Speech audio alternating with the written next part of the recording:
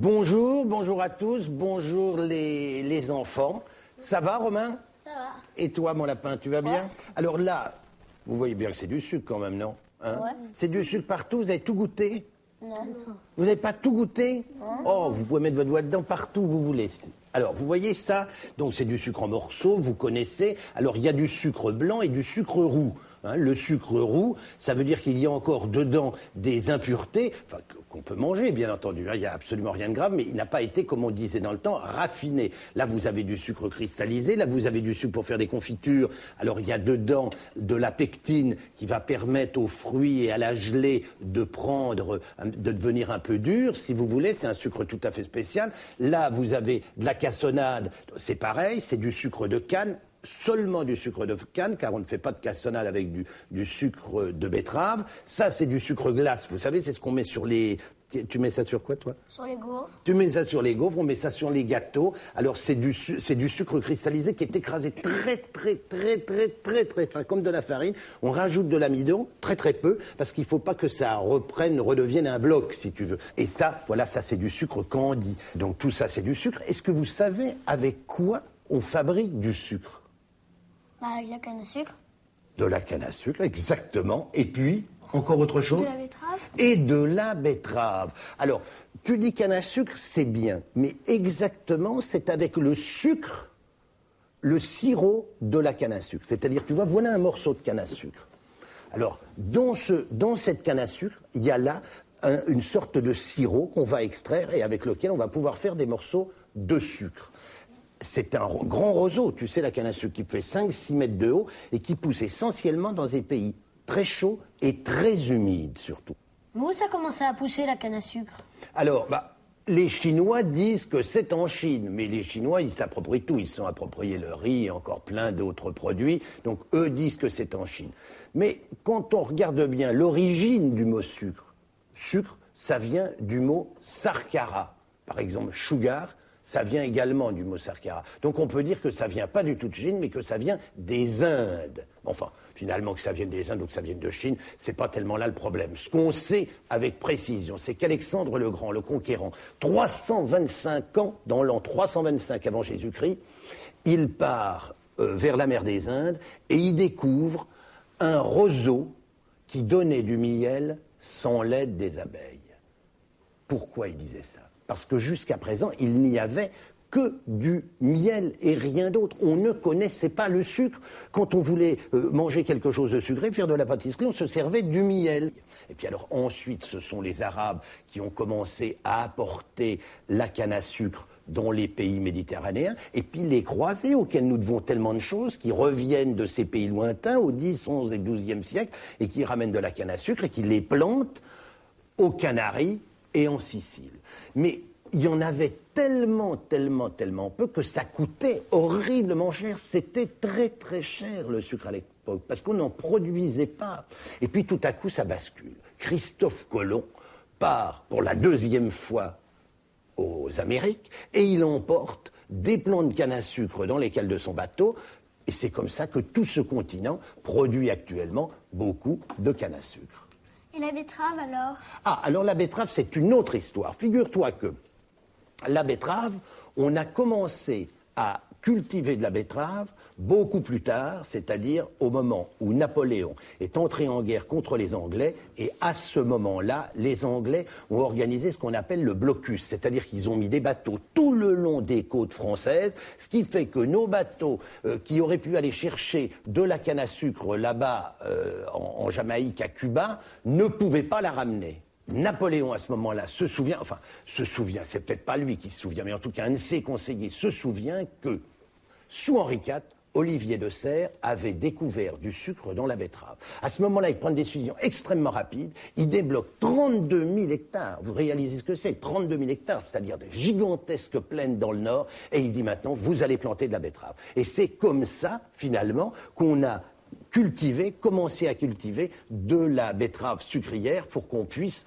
nous qui en avions pris l'habitude, continuer à prendre notre café au lait sucré. Est-ce que vous avez déjà vu comment on fabrique du sucre? Regardez, on a été tourner un reportage à La Réunion, et on a également été tourner un reportage dans le Nord, puisqu'il y a 2 grandes régions où on trouve de la betterave, c'est le Nord, et de la canne, c'est La Réunion. Regardez. Vous voyez, c'est ça la canne à sucre dont je vous parlais. Elle est cultivée dans les pays tropicaux, chauds, humides. Le sucre s'accumule dans la tige de la plante. Au moment de la récolte, on coupe les feuilles pour ne garder que la tige. Parce que les cannes ne sont presque plus récoltées manuellement actuellement, mais le plus souvent par des machines. Vous voyez ces énormes machines qui les sectionnent, les effeuillent et les coupent en petits morceaux. Alors là, très très vite, elles sont transportées le plus rapidement possible à la sucrerie pour ne pas perdre leur sucre. Ça, c'est les betteraves. Les betteraves sucrières, cultivées dans des pays tempérés, contiennent le sucre en réserve dans leurs racines. Partout, elles sont décolletées, arrachées et chargées à la machine. En France, la récolte commence environ au mois d'octobre.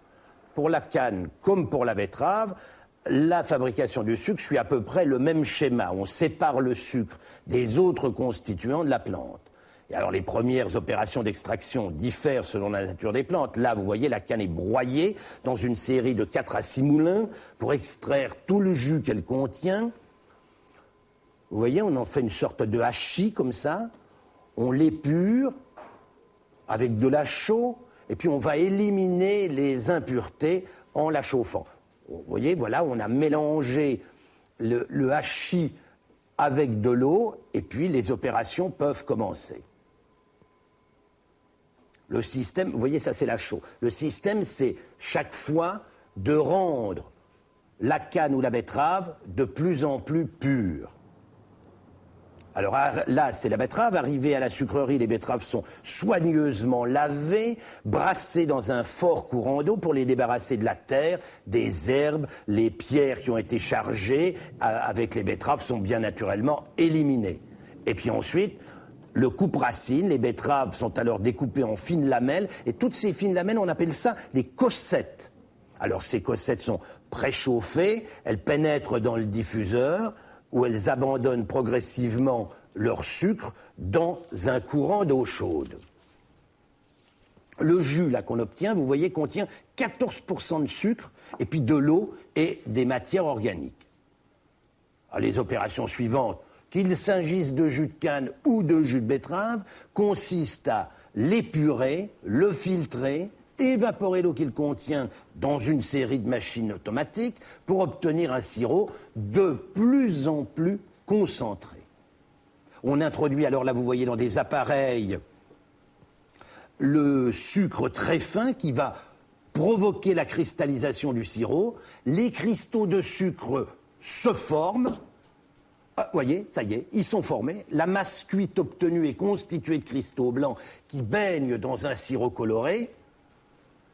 Et dans des essoreuses, sous l'effet, vous voyez, de la force centrifuge, les cristaux blancs vont être séparés de ce sirop. Vous voyez comme on voit bien ? Paf ! Et voilà maintenant le sucre très pur destiné à la consommation. Il est séché, conservé en silo jusqu'à son utilisation. Alors il est humidifié à chaud et sous pression. Il peut être moulé en morceaux qui sont ensuite séchés et emballés. Et le sucre en poudre, lui, il est principalement utilisé pour la fabrication de produits sucrés. Étonnant, non ? Hein ? Est-ce que c'est vrai que le sucre fait grossir ? Il n'y a pas de certitude. La certitude, ça, nous la connaissons, c'est que le sucre donne des caries. Donc, quand on en mange, il faut se brosser les dents. Mais le sucre, c'est bon, c'est tellement bon, je vais vous dire qu'on devrait aller cuisiner du sucre, non ? Une crème brûlée, t'aimes ça ? Ouais, quoi ? Allez, viens.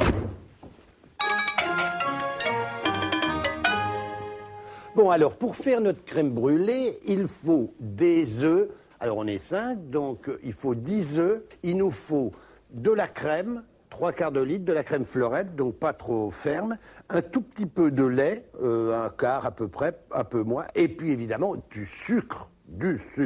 Alors, du sucre cristallisé dans lequel on met une gousse de vanille quand on veut faire de la pâtisserie. Vous voyez, il y a une gousse de vanille, donc ça va bien donner du goût. Et puis de la cassonade. Vous avez vu la cassonade, je vous ai expliqué ce que c'était. Voilà. Alors toi, mon petit lapin, tu vas me peser 150 grammes de ce sucre cristallisé et 50 grammes de cassonade. Et vous allez me séparer les blancs des jaunes. Vous savez faire ça?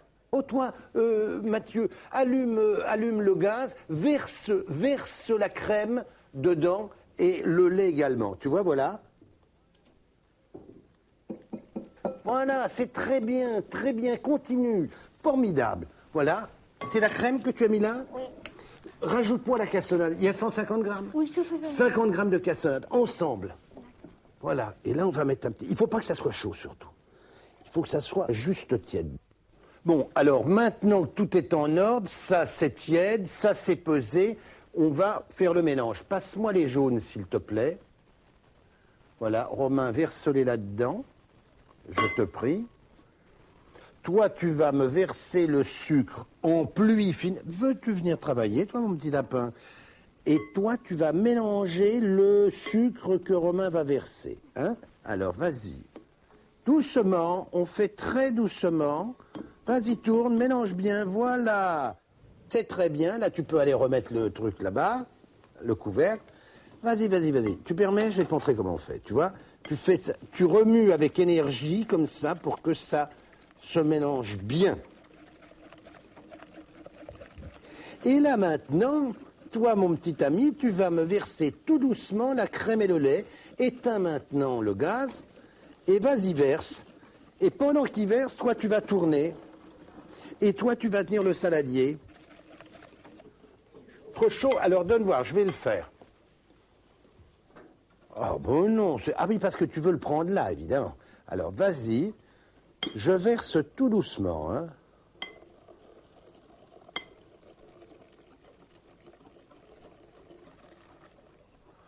Hop là, allons-y, on tourne. Allez Romain, de l'énergie.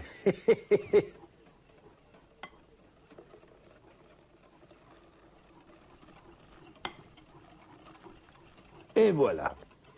C'est très bien. Maintenant, transportez-moi le saladier par ici. On n'a plus besoin de ça. Venez par ici. Alors, pose-moi le saladier là. Et maintenant, vous allez à tour de rôle remplir votre petit ramequin. Et on va le mettre au four. Voilà, on fait ça. Regarde.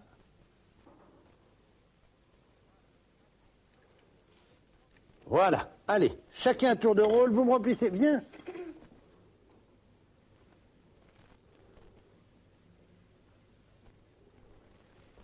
Et maintenant, c'est Lorraine qui termine. Et on va mettre ça tranquillement dans le four. On l'a allumé. Voilà. Et maintenant, on va le mettre dans le four. Alors, je l'approche du four parce que je ne veux pas le renverser. Vous savez, je ne suis pas très adroit, je suis comme vous. Le four est allumé et voilà.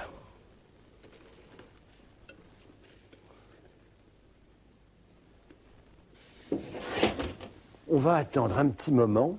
Dès que ça va commencer à être cuit, on va rajouter de la cassonade par-dessus pour que ça caramélise. Et tout de suite après, à table et on se régale. OK?